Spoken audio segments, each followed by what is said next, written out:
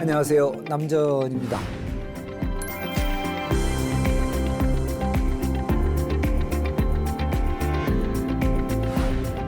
원칙과 변칙이란 말이 있는데요. 불자에게 원칙은 아무래도 부처님 가르침, 진리가 되겠죠. 연기의 가르침 이렇게 봐도 무방할 것 같습니다. 변칙은 우리가 세상을 살면서 일어나는 모든 세상의 일상이 변칙이라고 할 수 있겠는데요. 원칙을 잃어버리지 않으면서 변칙에 잘 적응하고 대응하면서 사는 것이 우리 일반인들의 삶의 모습인 것 같습니다. 적어도 우리가 매일매일 잠깐의 기도, 정진, 수행은 이런 원칙을 잃어버리지 않는 중요한 일과가 아닐까 생각되는데요. 그래서 절에서는요, 매일매일 조석으로 예불을 올리고 사시에 불공을 드리고 하는 것이죠. 반복하고 습관을 들이면 그게 힘이 생기거든요. 그 힘으로 수많은 세상의 변칙들에 적절하게 대응하면서 살아가는 것이죠. 잘 산다는 의미는 그런 것이 아닐까 싶은데요. 우리가 이 천수경 공부를 하는 것은 그런 힘을 주는 일상의 독성경전이 아닐까 싶습니다. 오늘도 지난 시간에 이어서 천수경 공부 함께 해 보도록 하겠습니다.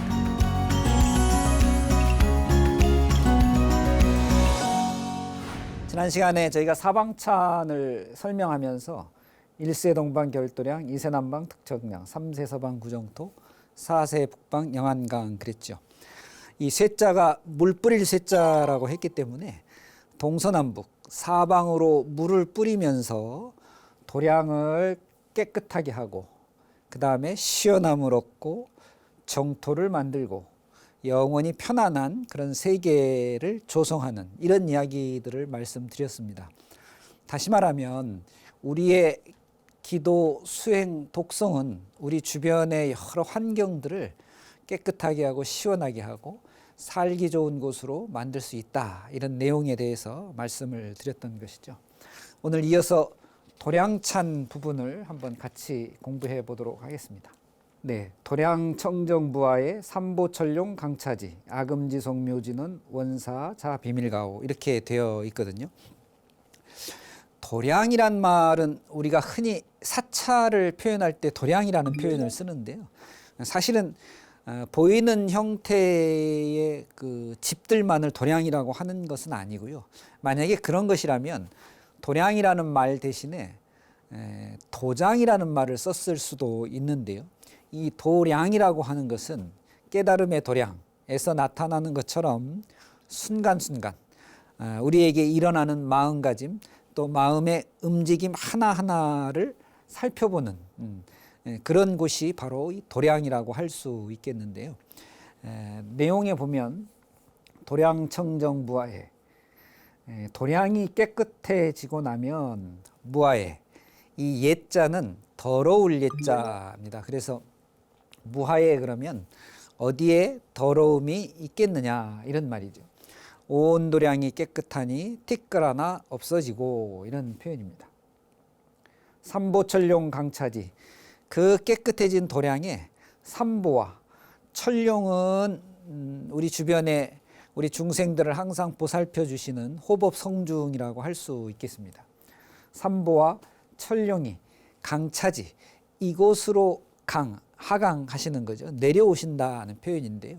다시 말하면 우리가 수행과 기도 공부를 통해서 우리 주변을 깨끗이 해놓으면 언제나 삼보와 철룡이 우리와 함께 하신다. 우리를 지켜주시고 보호해 주신다. 이런 뜻이 되겠습니다.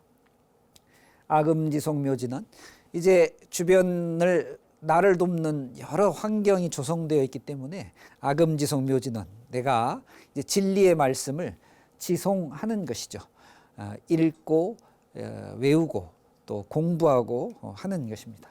원사자 비 밀가호 밀가호라는 말은 부처님의 가피, 가호 이런 표현인데요.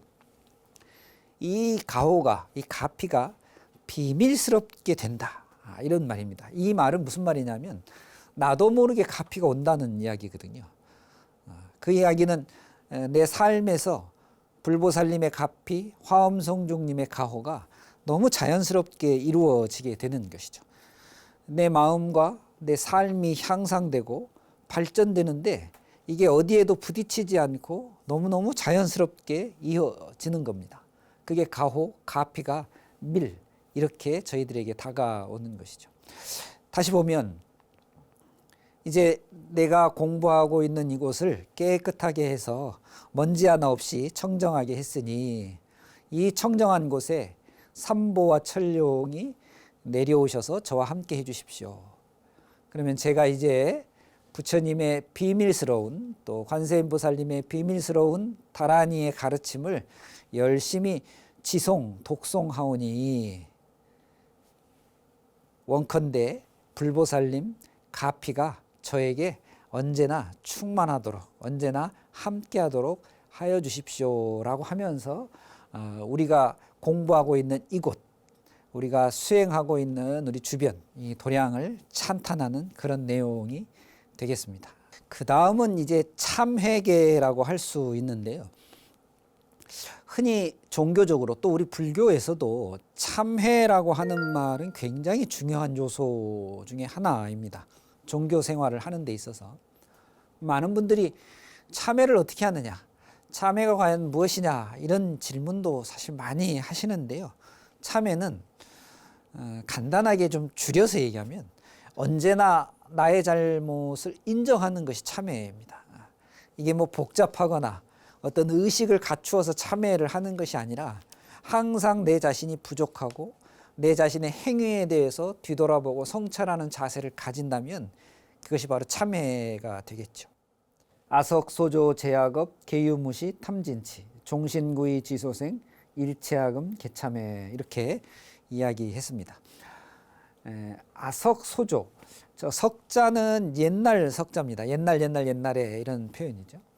소조라고 하는 것은 내가 만들어가는 지어가는 이런 표현이니까 아석소조 내가 예전부터 지어왔던 만들어왔던 제 악업 여러 가지 잘못된 악업을 우리 혹시 시청자 불자님들 지난 생에 지은 혹은 오늘을 기점으로 해서 어제든 혹은 한 달 전이든 1년 전이든 잘못된 행위 악업들이 생각나십니까? 사실은 악업을 많이 지었음에도 불구하고 그것이 악업인지 잘 모르는 것이 더 큰 문제일 수도 있습니다. 그래서 우리가 참회를 할 때는 하나씩 끄집어내서 기억해내서 지난 잘못된 행위들을 추려내서 참회하는 것이 아니고 그 잘못이 일어날 수밖에 없었던 마음의 작용, 마음의 바탕으로 우리의 참회의 마음을 잘 살펴봐야 되는 것이죠. 개별적 사건 하나하나마다 잘못을 누이치는 것이 아니라 왜 그런 작용이 일어났는지, 왜 그런 잘못된 행동이 일어난지를 근본적으로 들여다보는 겁니다. 참회 종류가 이제 여러 가지가 있는데 흔히 우리가 많이 쓰는 것으로 이참과 사참 이렇게 표현하거든요. 이참은 이치로서 참여하는 겁니다. 그러니까 마음을 다해서 마음 공부를 통해서 참여하는 것이고요. 사참이라고 하는 것은 대표적으로 일사자를 쓰는데요. 대표적으로 예배하면서 예경하면서 기도하면서 하는 참회를 사참이라고 하는 것이죠. 그러나 이참과 사참은 같은 의미, 같은 그 뜻으로 쓰여도 큰 문제가 없습니다. 어쨌거나 내가 정성스러운 마음으로 삼보전에 죄업을 누이치는 행위는 동일하기 때문입니다. 아석소조 제악업, 내가 지난날 지었던 모든 악업들은 돌이켜보면 지난날에 지었던 말과 행위와 생각이 후회되지 않는 것이 별로 없을 정도로 많은 잘못을 지었음을 이 자리에서 성찰하는 겁니다. 그리고 지금 이 자리에서 그 잘못된 것을 짚고 해소하고 가야만 앞으로 우리의 기도가 우리의 수행이 우리의 정진이 매우 좋은 방향으로 나가는 것이죠. 지난 세월 제가 지은 모든 악업 아석소조 제악업 계유무시 탐진치라. 모두가 이 유자는 이유라는 이야기죠. 모두가 이유가 있어서 악업을 지었는데요. 그 악업이 탐진치로부터 말미암았다. 여러분, 탐진치는 우리가 흔히 삼독심, 가장 좋지 않은 중생들의 마음의 상태, 이 삼독심을 얘기할 때 탐진치 이렇게 얘기합니다.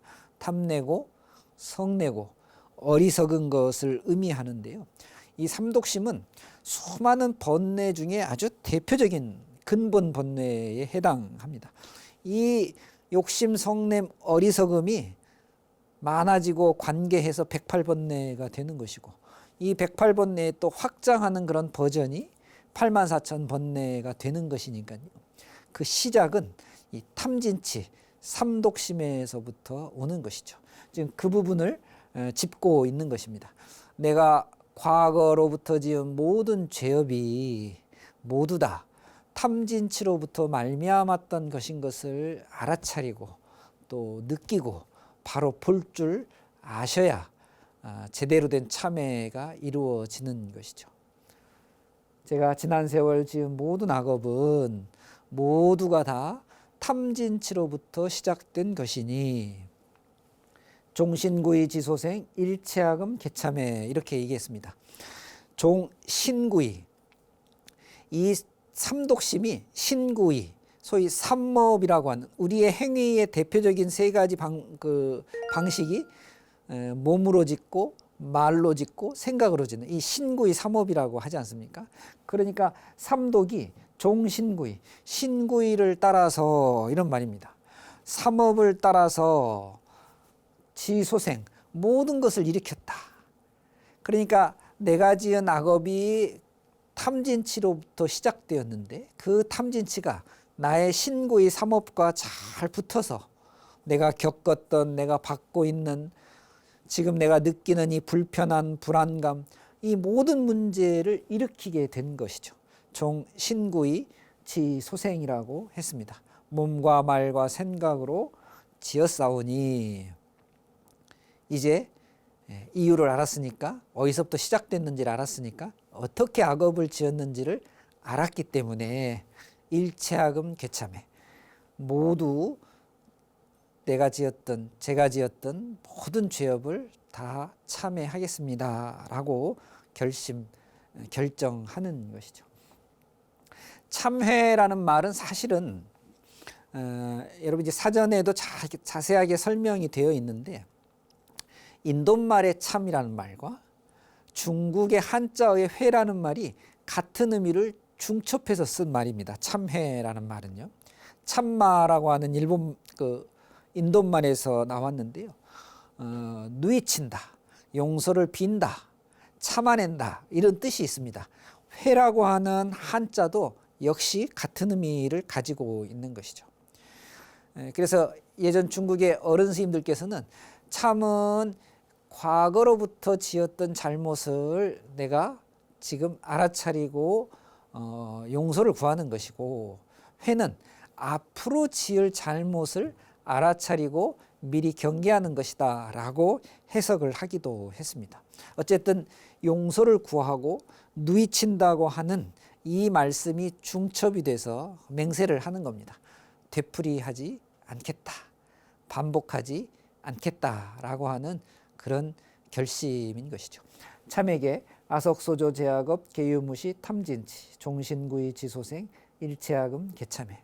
지난 세월 제가 지은 모든 죄업은 탐진치로 말미암아서 신구의에 따라서 만들어졌으니 제가 이제는 다시는 이러한 잘못이, 악행이, 악업이 반복되지 않도록 잘 살피고 잘 반성하고 성찰하겠습니다 라고 지금 수행자, 기도자, 독송자가 자기 결심을 하는 것이죠.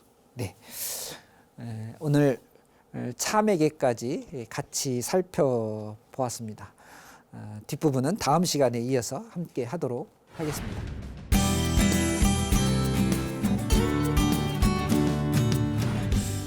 오늘도 내 삶을 가꾸는 마음 수행에 질문 보내주신 분 한 분 소개하고요. 저희들 같이 해답을 찾아보도록 하겠습니다. 7011 불자님께서요. 지난 시간에 스님께서 보병을 들고 계신 보살님의 이름이 군다리 보살이라고 하셨는데요. 그러면 해수관음상으로 유명한 관세음보살님의 원래 이름은 군다리 보살인가요? 하고 질문해 주셨네요. 네, 제가 지난 시간에 관세음보살님의 여러 가지 이름과 형태를 설명드리면서 군다리 보살님께서 보배병을 들고 계신다 이렇게 표현을 했었는데요. 실제로 우리나라의 대표적인 그 관음기도처 여러 군데가 있긴 있습니다만은 아주 유명한 것은 공통적으로 다 해변가에 있으시죠. 그래서 우리가 흔히 해수관음이라는 표현을 쓰는데요. 이 해수관음 보살님들께서 다 보배병을 들고 계시거든요. 그러면 이제 그분들이 군다리 보살님입니까? 이런 이제 질문이신데요. 그렇습니다. 군다리 보살이라고 할 수 있는데요. 이제 이름보다 우리가 조금 더 주목해야 될 것은 중생 구제를 서원하셨던 이 관세음보살님께서는요. 각각의 구제 모습, 각각의 구제하는 작용에 따라서 여러 가지 다른 이름으로 나타난다고 말씀드렸지 않습니까? 이제 그 중에 대표적인 것이 우리 천수경에 나오는 10분의 관세음보살님, 흔히 우리가 10벼로라고 표현하는데요. 이 10분의 이야기를 말씀드렸는데요. 군다리 보살은 보배병을 들고 계신데 사실은 그 보배병 안에 감노수라고 하는 아주 명약, 아주 우리 중생에게 유익한 음료가 들어있죠. 이것은 중생들의 8가지 고통을 씻어주는 불가사의한 감노수라고 설명이 되어져 있습니다. 아무리 쏟아내도 마르는 법이 없다고 그러거든요. 속진번뇌, 모든 중생의 괴로움과 번뇌가 다 없어질 때까지 이 감노병에서는 계속해서 감노수 또 중생들에게 필요한 청정수가 생명의 물이 나오게 되는 것이죠. 요 점을 우리가 굉장히 주목해야 되는 점이 아닌가 싶습니다.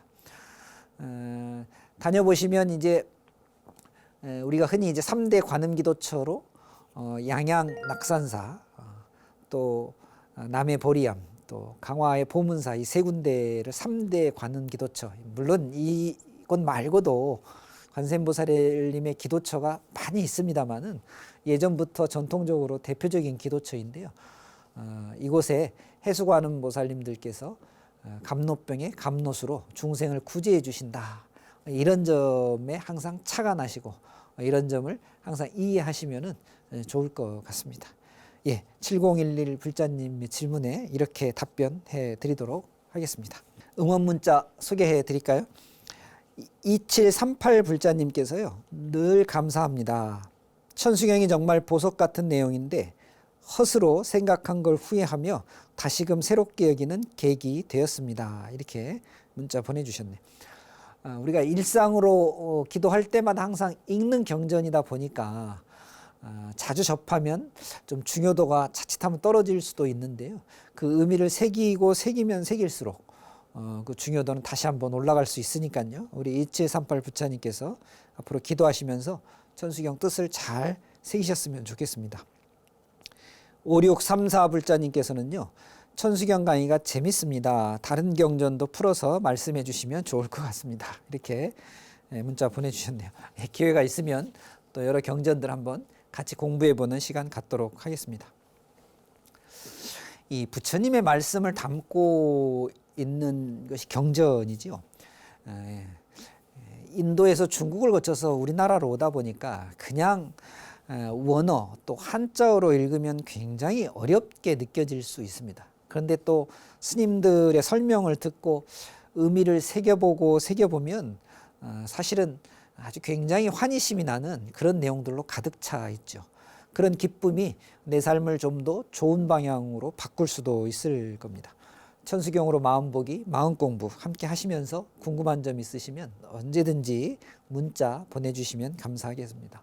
문자 보내주신 분 중에 한 분 추첨해서 정열차 선물로 드리도록 하겠습니다.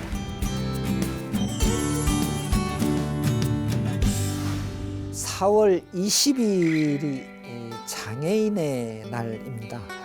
여전히 많은 장애인들이 일상의 불편함을 느끼고 또 차별도 받고 있고 요즘 사회에서도 그 장애인들에 관련된 소식들이 많이 등장하기도 합니다. 장애인들이 사찰을 방문하시는 것도 쉽지 않다고들 말씀하시는데요. 부처님은 모든 중생, 모두 불성을 가지고 있고 모두 평등하다고 말씀하셨죠. 조금 차이가 날 뿐 똑같은 권리 또 똑같은 대우를 받아야 한다는 것이 장애인의 날을 맞아서 저희들 한번 좀 생각해 봐야 되는 그런 주제가 아닌가 싶습니다. 저는 다음 시간에 다시 찾아뵙겠습니다. 감사합니다. 성불하십시오.